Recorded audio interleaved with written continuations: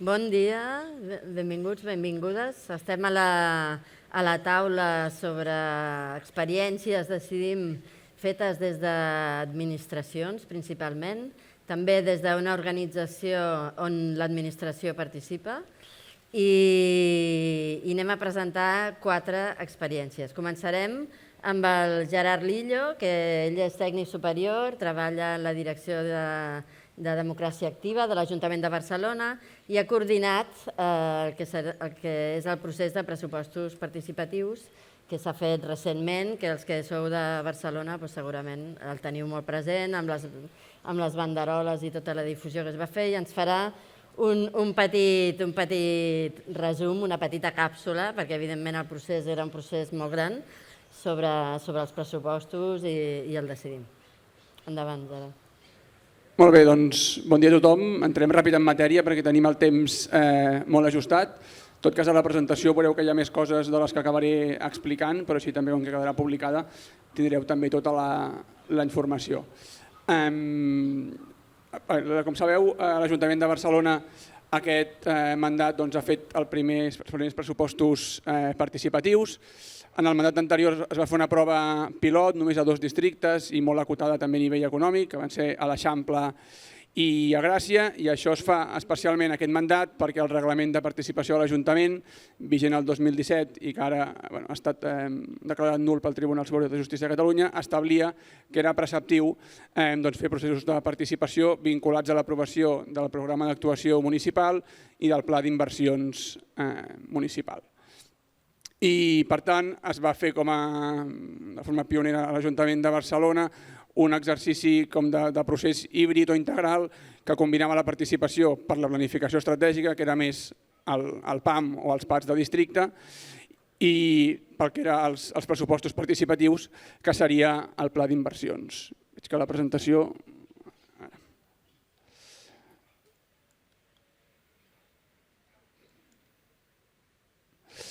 Explico molt breu com era el procés, després explicaré com aquest procés es va traslladar al Decidim i, per últim, destacar una de les coses que pensem que era el més important d'aquest procés, que era la mobilització ciutadana i la participació de la ciutadania en els projectes. El procés tenia una primera fase de debat que es va fer entre febrer i maig de 2020, aquí ens va afectar de ple la pandèmia i un procés que era completament presencial, vam haver d'anul·lar molts debats i passar-ho a la versió digital, i aquí també ens va anar molt bé tenir el Decidim com a plataforma on la ciutadania podia presentar projectes d'inversió. El procés va estar aturat als moments més durs del Covid, també a l'espera de veure quin era l'estat de les finances municipals i, per tant, si podíem seguir fent aquest procés amb garanties. Finalment, al desembre del 2020 es pren la decisió política que podem seguir endavant, tot i que amb algunes modificacions que ara comento, i per tant passem a valorar tècnicament tots els projectes fins al febrer del 2021.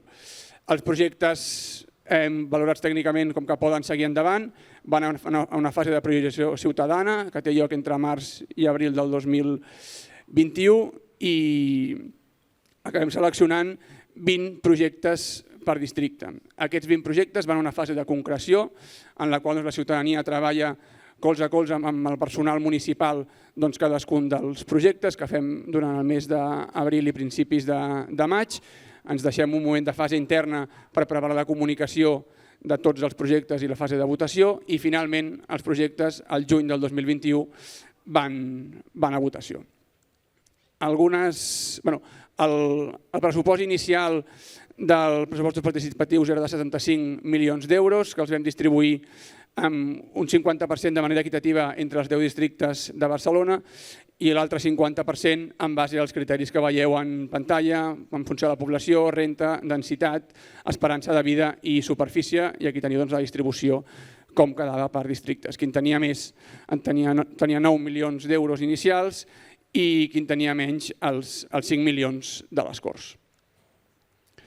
La pandèmia ens obliga a replantejar, evidentment, els calendaris i els tempos del procés i té un impacte, com ens ha tingut a tots, en les finances i, per tant, dels 75 milions reservats inicialment es passa a 30 milions. Altres canvis són menors, però en tot cas els teniu aquí a la pantalla i per temps ara no els explicarem. Algunes dades perquè tingueu una mica la magnitud del procés. Es van celebrar 706 espais de participació, de les quals 53% d'aquests eren trobades i reunions i un 47% punts mòbils i de participació a l'espai públic i en equipaments. Vam haver de cancel·lar 148 reunions i punts mòbils per la pandèmia. En la fase final de votació van participar gairebé 40.000 persones i a través del Decidim, durant tot el procés i en totes les fases, gairebé 74.000 persones. Perquè veieu com ha anat l'escalat dels projectes. Es van presentar inicialment 1.900, se'n van validar 823, d'aquests, amb aquests 20 per districte, se'n van acabar prioritzant 204 i finalment en la fase de concreció amb la ciutadania, la ciutadania els va acabar retirant, alguns es va detectar que tal com estaven plantejats eren inviables tècnicament i alguns van decidir juntar-se per intentar no dividir el vot i per tant van anar a votació 184 projectes, evidentment per limitacions pressupostàries no es podien fer tots i van acabar sent seleccionats per la ciutadania 76 a fer el conjunt de la ciutat i per tant els 10 districtes. Algunes dades del procés al Decidim. Aquest procés va generar 56.000 persones noves usuàries de la plataforma, sobretot en la fase de votació, un 53% d'aquestes es van donar d'alta al Decidim, tot i que en tot el procés van participar 72.000 persones a través de la plataforma i vam posar en funcionament l'usuari o la usuària efímera, que també ha tingut una importància en el procés. I la novetat, tot i que el procés també va tenir, es podien presentar projectes a través de la plataforma i també en la fase de suports, es va fer servir sobretot en la fase de votació i aquí la novetat va ser incorporar el sistema de doble verificació. La ciutadania no calia que tingués una usuària registrada per participar, sinó que simplement consignen algunes dades del padró i verificant la identitat també amb un missatge que li enviaven al telèfon, podia procedir a votar. Aquí teniu algunes de les captures de pantalla de com era el sistema de votació, que era bàsicament el sistema de la cistella de la compra.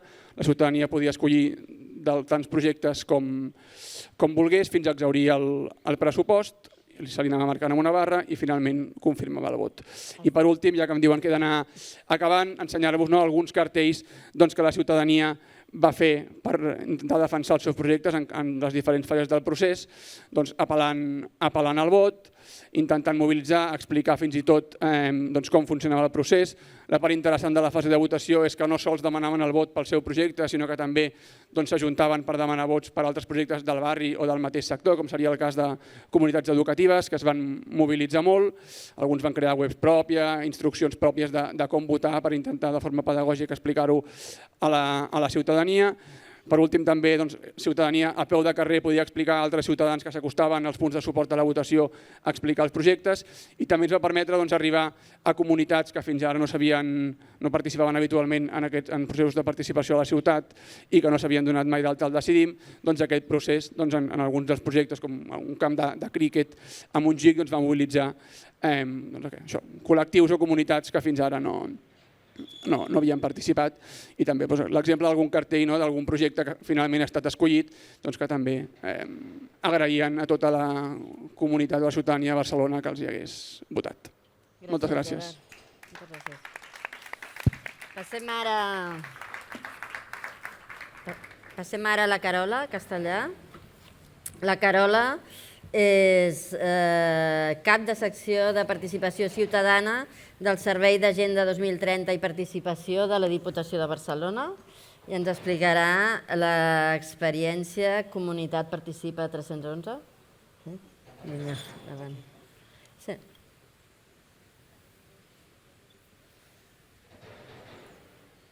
D'acord, doncs mireu, l'experiència que us explicaré jo és diferent, diguéssim, de la que acabeu de sentir. Per nosaltres, la nostra ciutadania, com a Diputació de Barcelona, són els equips tècnics que hi ha, diguéssim, dels diferents ajuntaments a la província de Barcelona. Per tant, el nostre públic són els equips tècnics.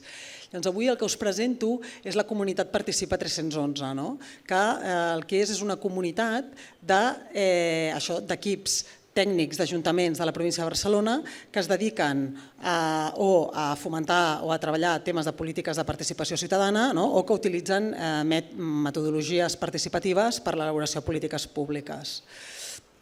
Explicar-vos que aquesta comunitat neix d'una necessitat. Com bé sabeu, ens trobem el 2020 amb la irrupció de la pandèmia, de la Covid, que suposa per nosaltres un trencament amb el que és la relació que teníem nosaltres amb els nostres equips tècnics. Ens trobem cada cop i volta, tot el nostre equip es queda tancat a casa i amb moltes dificultats d'accés i de relacionar-nos amb els nostres equips tècnics dels ajuntaments. A partir d'aquí pensem què podem fer, ja que nosaltres, com bé sabeu, la Diputació és una institució molt gran que té moltes dificultats a l'hora d'adaptar-se a les situacions quan són noves, ens costa molt adaptar-nos. I una de les opcions que veiem viables és aprofitar una instància que nosaltres tenim com a Diputació al Decidim per crear una comunitat que serveixi per relacionar-nos i per continuar tenint aquesta aproximació al territori d'una manera diferent a les opcions que en aquell moment estàvem tenint. Per tant, aquesta... No sé per què no funciona això. Ara, vale. Clar, nosaltres treballem amb uns principis, que són aquests que teniu aquí, del reconeixement i la confiança dels diferents equips tècnics, el treball que tenim entre nosaltres, el treball col·laboratiu. Clar, necessitàvem una eina que ens facilités també aquesta aproximació i aquesta eina, com us comentava, vam trobar que a través de l'eina del Decidim podíem continuar mantenint aquests principis. Com vam crear què vam fer amb aquesta instància que teníem? Doncs el que vam fer va ser crear un mini procés participatiu entre els nostres equips dels ajuntaments i preguntar-los com pensàvem que nosaltres a través d'aquesta comunitat podíem ajudar-los i podíem continuar treballant. I a partir d'aquí és com vam crear aquesta comunitat. Per tant, no és una comunitat que neixi només de l'equip que tenim a la Diputació per pensar com ens aproximem al territori, sinó que ho hem fet conjuntament amb els diferents ajuntaments. Què més explicar-vos? Explicar-vos que actualment tenim, la comunitat la formen uns 350 persones, diguéssim, que són professionals de participació, unes 350 persones, que evidentment no arribem als 311 municipis, però que Déu-n'hi-do. Què hi poden trobar en aquesta comunitat? Què podem trobar-hi? Tenim la comunitat estructurada... És que no sé què passa. És que vas massa ràpid. Tenim 4 espais, d'acord? Les àgores, els grups de treball, els processos participatius i una part d'actualitat. Les àgores són uns espais oberts que qualsevol tècnic o tècnica de l'Ajuntament es pot apuntar. Actualment en tenim 2 en funcionament, un sobre pressupostos participatius i l'altre sobre la mateixa plataforma Decidim. És un espai que ja teníem obert i que el que hem fet és potenciar-lo. Com l'hem potenciat? Doncs, per exemple, penjant-hi vídeos de tutorials de funcionament de la plataforma, creant espais xats per poder intercanviar inquietuds i dubtes. També tenim tots els manuals penjats i centralitzats o redirigits sobre com funciona el Decidim. I és un espai que té molta activitat. I d'altra banda tenim el que s'anomena grups de treball. I els grups de treball és el que ens ajuda, és més una eina de gestió dels nostres recursos. Que això és una novetat també, que al final us explico, que és aquesta utilització del Decidim com una eina de gestió pública. I aquí nosaltres estem sent com una mica pioners dins de la Diputació de provar aquesta eina. Finalment trobem els processos participatius, que seria el que us he explicat. Hem utilitzat aquesta eina per crear la pròpia comunitat i després tenim un espai d'actualitat i recursos on pengem materials que no ens permeten penjar a la nostra web com a Diputació, perquè nosaltres com a Diputació tenim un funcionament bastant rígid a nivell intern i per tant aquesta eina ens permet flexibilitzar aquest espai.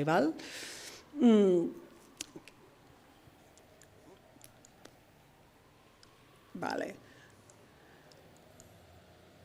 Nosaltres, clar, nosaltres som com a Diputació, diguéssim, som un equip de participació molt petit. En veritat som 4 persones que estem avui aquí, que tenim un pressupost molt petit. I el nostre petit gra de sorra que portem amb el Decidim és sobretot aquest aconseguir, sobretot introduir el programari lliure del Decidim dins d'una institució tan realment feixuga, jeràrquica com és la Diputació de Barcelona, que treballa sempre. Clar, nosaltres treballem amb tot amb Microsoft, diguéssim, i tot ha d'estar molt reglamentat. Llavors, l'experiència nostra com a comunitat, el fet d'introduir el Decidim com un element de gestió, està sent com una gran novetat a dins de l'administració. Penseu que actualment tenim diferents àrees que estan interessades en crear comunitats com la nostra. Això és com un èxit total per un equip, com us deia, que som molt petit, que tenim pocs recursos i que, clar, com a Diputació no hi ha una aposta política, diguéssim, per aquest tipus de programari. Vull dir-te, just ara ho estem com iniciant. D'altra banda, acabo ja, penseu que la comunitat també ens està servint per fer, entre cometes, publicitat en el territori. Nosaltres actualment tenim 105 instàncies del Decidim que donem cobertura a la província de Barcelona, i el fet que nosaltres també treballem amb el Decidim fa que també la publicitem d'alguna manera entre el nostre equip tècnic. Després, la idea final del tema de la gestió, que ja sé que segurament per vosaltres us queda molt lluny, però posar el Decidim com una eina de gestió de recursos de la Diputació és una cosa supernovedosa. I finalment dir que, tot i que aquesta comunitat s'ha creat en el marc del context de la Covid, la nostra idea és que continuï convivint entre els nostres espais més presencials amb aquests espais més online. Moltes gràcies, Carla. Tenim ara la Laura Sunyer. La Laura Sunyer és subdirectora general de Participació Ciutadana de la Generalitat de Catalunya i ens explicarà el Participa, que és el Decidim de Catalunya. Hola, moltes gràcies. Bé, en realitat el Decidim de la Generalitat és el Participa Gencat, que és una plataforma com les de, diguéssim, la majoria d'organitzacions d'interacció amb la ciutadania, però el que vinc a presentar-vos avui és un altre portal que m'ha anat molt bé la presentació de la Carola perquè va molt més en la línia de la proposta de la Diputació.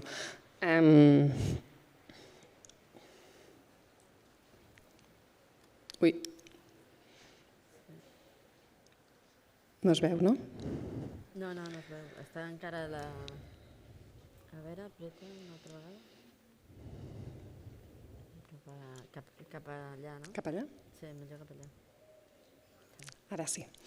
Doncs bé, aquesta plataforma, que també s'ha fet en base al Decidim, per això avui som aquí, el que té la vocació d'esdevenir és una plataforma per a especialistes en participació ciutadana, o sigui, és una lògica diferent de la d'interactuar amb la ciutadania, sinó que el que pretén és generar una disciplina, un coneixement i un model de participació d'excel·lència consensuat amb tot l'ecosistema de participació, molts dels quals esteu format per persones que esteu avui aquí. Aleshores, una mica, aquesta és la pàgina principal d'inici i us explicaré una mica com està organitzat i quins objectius té. Com us dic, és un espai virtual de trobada per a tots els actors que treballen en matèria de participació ciutadana. En aquest sentit, té una lògica semblant a la que ha explicat la Carola del seu espai 311, però la vocació és que no estigui limitat a la Diputació de Barcelona, sinó que tots els agents de participació del territori català, puguin trobar aquí tots els recursos necessaris per desenvolupar les seves tasques com a experts en participació. Aleshores, l'objectiu estratègic d'aquest portal és dinamitzar aquest ecosistema de participació ciutadana per avançar cap a un model de participació basat en la qualitat i l'excel·lència. I entre els objectius operatius per aconseguir avançar cap a aquest model té, d'una banda, difondre i generar coneixement al voltant de la participació ciutadana, i en aquest sentit ja veurem que que té un banc de recursos, de formacions, metodologies, i d'una altra banda contribuir a que tots els agents que es dediquen a la participació ciutadana puguin trobar-se i fomentar la seva col·laboració per generar més coneixement. Aleshores, com s'organitza el portal per aconseguir aquests objectius operatius? A veure si em fa cas. Ah, cap allà. Perdoneu. No, una mica més a baix. Ara sí. Ui, ara m'he passat. Bé, doncs la primera pestanya que tenim és la de comunitats, en què encaixaria molt bé la comunitat de la Diputació, que de fet ja l'enllaçarem, perquè una mica la vocació que té no és que es generin en aquest portal tots els recursos, totes les eines, formacions i comunitats, sinó que estiguin aquí centralitzades i qualsevol persona hi pugui accedir. Ara mateix us he posat 3 exemples de comunitats que treballen en l'àmbit de la participació, que en aquest cas són comunitats obertes, però també es poden crear grups privats, que és el grup de treball de participació ciutadana de la Generalitat, que en aquest cas sí que és molt semblant al 311, aquí tots els departaments de la Generalitat, els tècnics de participació, es reuneixen aquí i comparteixen dubtes, solucions, dubtes que tenen en el funcionament del portal participagencat.cat, que és la nostra instància de participació. Després també tenim, per exemple, l'Àgora de Govern Obert de Catalunya.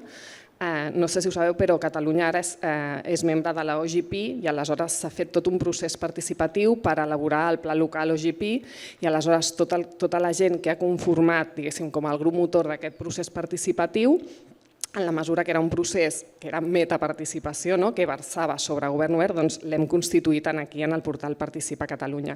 I un altre exemple també és la xarxa Participa Lab, que també, per cert, aquí al Canòdrom s'acollirà una sessió a finals de novembre sobre el procés participatiu, que és una xarxa que el que pretén és posar els equipaments de proximitat, com les biblioteques, els casals cívics, els punts TIC, al servei de la participació ciutadana.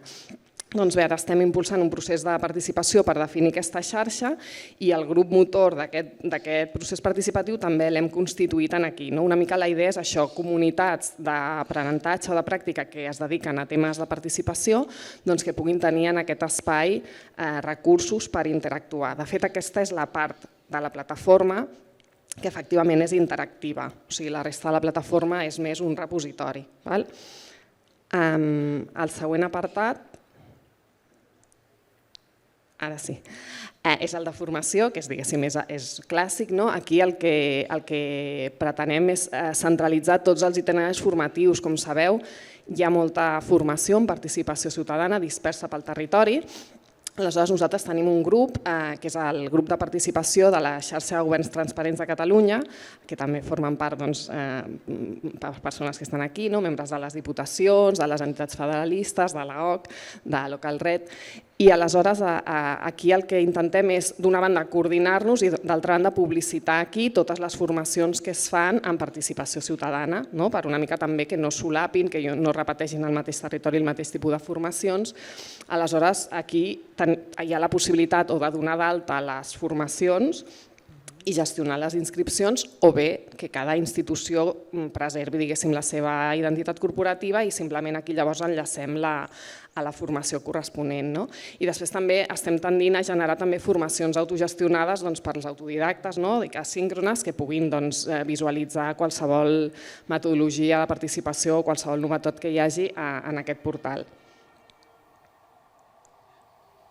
El següent apartat és el de recursos, que és també com un repositori clàssic de guies, manuals i plantilles, publicacions. Aleshores, el que hem fet és classificar-los per tema perquè siguin de fàcil accés i també tenim un especial Decidim, perquè, com sabeu, no sé si ho sabeu, però també des de la Generalitat, en col·laboració amb l'Ajuntament i amb l'Associació de Software Lliure hi ha un conveni per potenciar el Decidim com a infraestructura digital de país. Aleshores, això té una importància estratègica perquè creiem que pot contribuir molt a que la ciutadania també s'avesi més a una determinada manera de visualitzar la participació, d'interactuar amb l'administració. també la possibilitat en el futur de fer un usuari únic, perquè tu amb el teu usuari puguis participar o bé a la Generalitat o bé a qualsevol ajuntament. Tot això són projectes que també estan encabits en aquesta idea de treballar cap a un model de participació homogeni i de qualitat en què el decidim és una peça bàsica. Vaig acabant, molt bé. Tenim també el mòdul de jornades, que tampoc insistiré molt, està anunciada al Decidim Fest, com no podia ser d'una altra manera, i les jornades de govern obert, que també us convido a participar, que són la setmana vinent. I aquesta sí que m'agradaria destacar-la perquè és una cosa bastant nova, que és el cercador de processos participatius. Hem creat una instància a través de la qual podem saber a dia d'avui quants processos participatius actius d'institucions que usen el Decidim com a base estan ja en el territori. Hi ha els de Catalunya, que són els de la Generalitat, a Barcelona n'hi ha 522 a dia d'avui, a Girona 47, a Lleida 9 i a Tarragona 22. Aquesta és una eina molt interessant que ens permet fins ara... Ja tallo, ja acabo. Bé, això serà, diguéssim, la llavor del futur observatori de participació ciutadana que té la vocació aquesta de generar informació i coneixement més científic per poder avaluar la participació arreu del territori. Doncs això és tot. Moltes gràcies. Gràcies. Gràcies, Laura. A veure si t'he posat la primera. Tenim ara a Luisa Fernanda Pinto. La Luisa Fernanda és del Gabinet Tècnic del Pla Estratègic Metropolità de Barcelona, que és una associació formada per administracions però també per entitats privades, i ens explicarà el Barcelona Demà, que és el procés participatiu que han fet. Gràcies, Elisenda. Doncs, venint del Pla Estratègic Metropolità de Barcelona i aprofitant les presentacions de les meves companyes i del company de l'Ajuntament, vull iniciar preguntant-vos si sabeu què és la regió metropolitana de Barcelona i per què necessita un pla estratègic. Doncs, el pla estratègic, el Barcelona Demà-participa.cat, que és la nostra plataforma, està dissenyat per Barcelona Demà Compromís Metropolità 2030, que bàsicament és el procés de creació del nou pla estratègic per la regió metropolitana dels 5 milions d'habitants de la ciutat real, amb una visió 2030 per tal de fer front als reptes del segle XXI i als reptes que hem d'afrontar com a societat. Aquesta plataforma la vam dissenyar amb el mòdul Decidim, per això estem aquí, i vam pensar en 3 funcions bàsiques que volíem donar-li des de l'inici del procés. La primera, ser un repositori de tota la informació generada en el procés, no només per la part de l'organització, sinó de tots els actors que formen part d'aquest procés participatiu.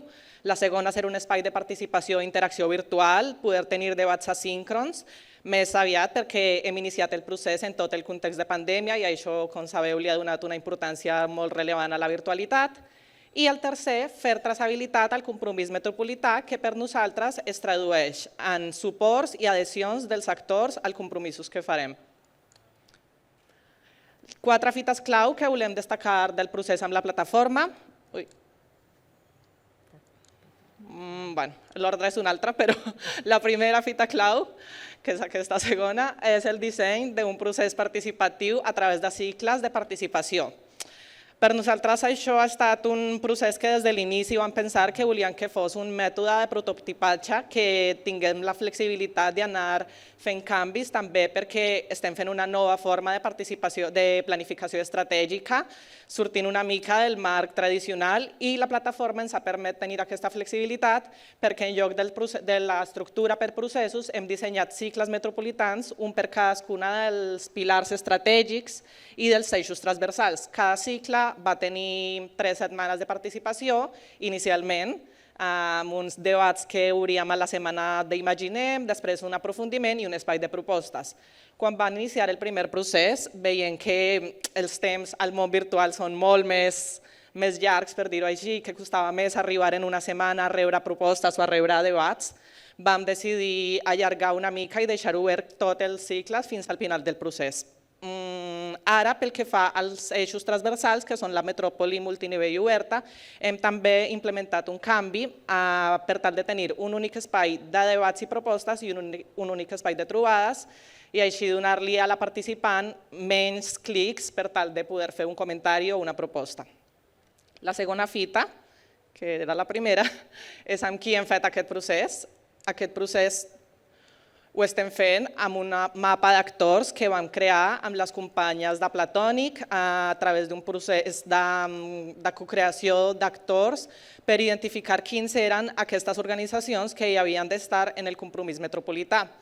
El procés de mapatge ho hem fet a través d'un taller inicial amb els membres del comissariat del Barcelona Demà i l'equip tècnic per identificar aquestes organitzacions de primer nivell, per dir-ho així, i després amb 2 tallers de cocreació per tal d'identificar una segona corona d'organitzacions que poguessin permetre encopsar el coneixement de Barcelona Demà i també demanar-li a aquestes organitzacions que es situessin en la metròpoli o les metròpolis que millor poguessin donar-li aportacions durant el procés.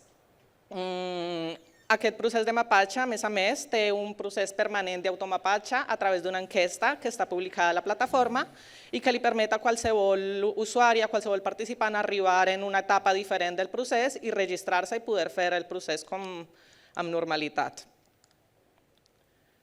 La tercera fita